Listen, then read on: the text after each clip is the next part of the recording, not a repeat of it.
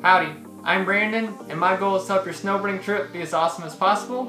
And today, we're going over snowboarding insoles and why you need them. Alright, the first thing you need to do is you're going to have to get your old insoles out.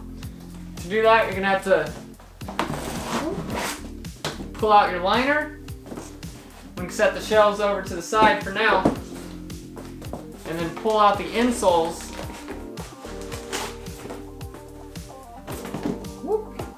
Alright, now that I have the insoles out, you can see, I mean, these ones are pretty old, they're kind of dirty. You can also see, just how thin that is, and there's, not a whole lot of support there. I mean, you can roll this thing up. Compared to the new one, I mean, the front is still loose, but right here, it's got a little bend, but just so much more support. Like, I can't even compress the arch support. So that's the main thing you're looking for when you're getting new insoles, is you want to have that arch support, because that's what's going to cause you the most foot pain. If you've ever had plantar fasciitis or any kind of a foot injury, it can be super painful and it takes a long time to recover. If your boots are hurting your feet, it can end up ruining your day of snowboarding, maybe even ruining your trip. So you want to have as much comfort as possible in your boots, but you also want to have good performance. So something like this is going to help you a ton. It's going to increase your performance on the mountain because it adds a little bit of rigidity to add more response into the board. And then it also has some cushion built in. You can see with these blue parts, right where you need it, right on the heel, right on the balls of your feet, under your toes, just to cushion it on the, maybe on a big landing. It's on the same spot as the factory Ride insoles, but it's just, especially because these ones are old. So if you've been using the same boots for a while, this might be a way to add a little life to your boot, because this is just all packed out, and there's just no cushion left in these.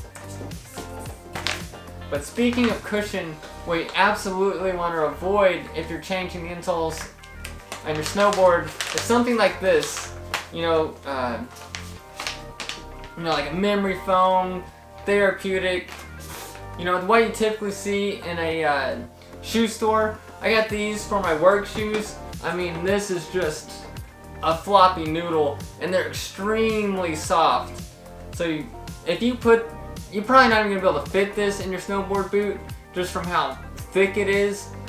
But if you were to manage to get this to fit in there, this will ruin your snowboarding, and it will end up hurting your feet in the long run, just because there's no support there. So it's gonna feel good when you first put it on, but it's not gonna offer your foot any kind of support, and also it's gonna be mushy. Imagine like trying to run in sand.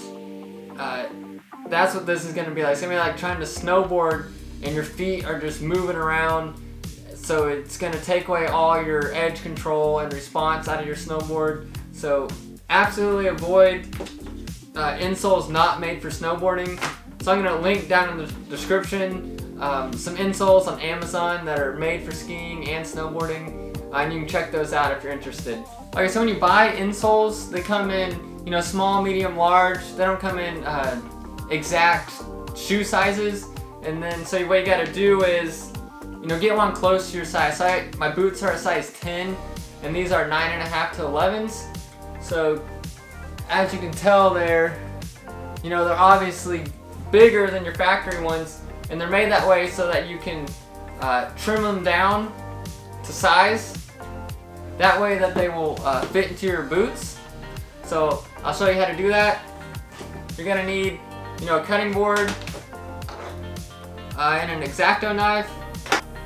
Okay, so how you're gonna want to trim them down to size is you're gonna want to stick the old one over the top of your new one, and then go around and trace it, or you can just go around, trace it, remove all of the extra, and try to remove the least amount to be able to get it to fit. So remove some, and then try to see if it fits. If it still doesn't fit, cut a little more off, but you don't want to cut too much off and ruin it. So just do a little bit at a time.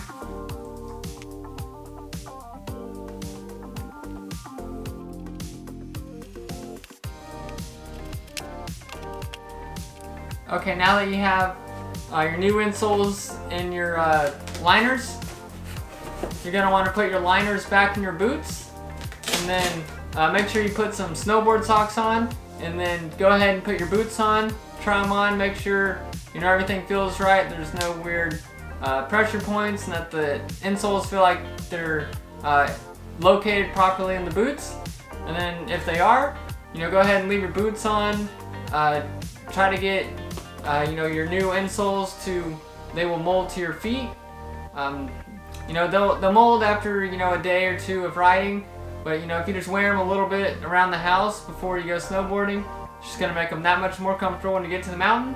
Now that you have new insoles for your boots, click here to learn how to wax your own snowboard.